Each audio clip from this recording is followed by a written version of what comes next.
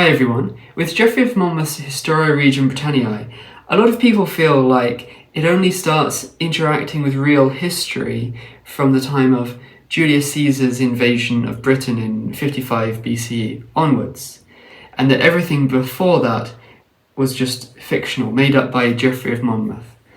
However, there is, I believe, a verifiable king from 2 generations before Julius Caesar's attack on Britain. You see, Geoffrey of Monmouth explains that the father of Cassivellaunus, the historical military leader who fought against Julius Caesar, was a certain King Belli. Now, he was the son of a king named Digueillus, or Digueillus, something like that. It's a pretty difficult name to try to pronounce, to be honest, but you can see it on screen. So this Digueillus supposedly was the king of Britain 2 generations before Cassivellaunus in the time of Julius Caesar, since he was his grandfather, supposedly.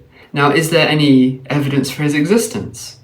Well, since Julius Caesar was the first person to describe people in Britain, as in mentioning their names and all that, it might be easy to assume that there's no way of knowing if he was real or not. However, Julius Caesar does provide us with the name of a ruler of Britain, or part of Britain obviously, who lived just before the time of Cassivellaunus. He explains how there was a king of a certain tribe called the Soissonnais in Gaul, who was also the king of parts of Britain. He was said to have been the most powerful man in Gaul in living memory, and that he ruled parts of Britain as well.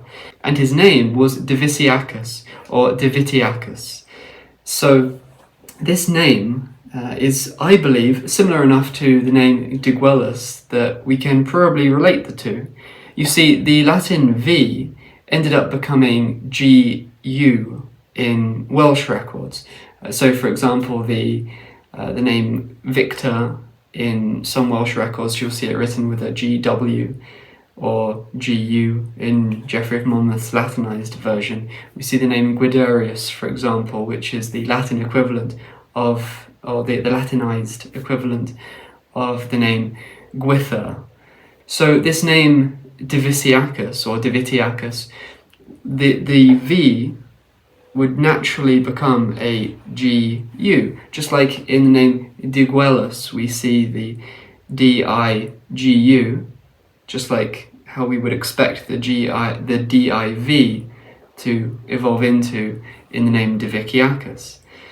So then that would become naturally, without any mistake or any corruption or anything, that would just naturally become Diguiciacus or Diguitiacus. And so then we would need to propose a slight corruption to get that to Digueillus, but not a very large one.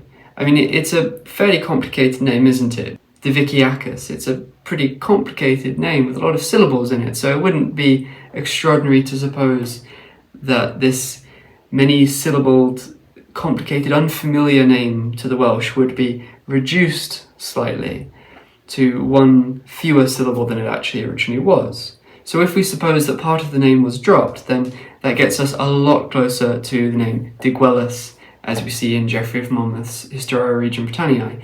In fact, if the name was Divitiacus with a T, as is supported by some manuscripts, then that would mean that perhaps the T became corrupted into an L, which is not an extraordinary change. The only major difference between a T and an L is the crossbar in the T, but apart from that, they're very similar letters.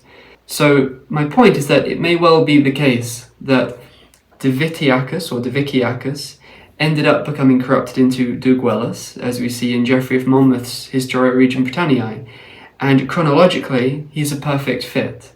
Julius Caesar doesn't say exactly when he lived, but it seems that he was dead by the time Julius Caesar was around, but yet not too far in the past, because he says that he was the most powerful man in Gaul in living memory. So that would indicate that maybe he flourished around about 100 BCE. And since this Digueillus in Geoffrey of Monmouth's Historia Regum Britanniae was supposed to be the grandfather of Cassivellaunus, who we know was active in 550 BCE, then that would mean that he probably would have flourished about half a century before that, since he was the grandfather of Cassivellaunus. So that places him in exactly the right time to be the historical Diviciacus. And also, since this historical Diviciacus or Divitiacus was a Belgic ruler ruling in parts of Gaul and also parts of Britain, it's very, very logical that he would have ruled parts of the southeast of Britain, which is where the Belgic tribes were concentrated. And so that's also the territory of Cassivellaunus as well, and the other kings who are mentioned as kings of Britain in Geoffrey of Monmouth's Historia Regum Britanniae in that era, the early Roman era. They're all centered on the southeast. So it would make sense in terms of territory that Cassivellaunus' grandfather would also supposedly be a king of that same area, and that's exactly the area where Diviciacus historically must have ruled. So I think in terms of chronology, in terms of the name, and in terms of geography, it's very, very likely that the grandfather of Cassivellaunus in the Historia Regum Britanniae can actually be identified as this historical king mentioned by Julius Caesar.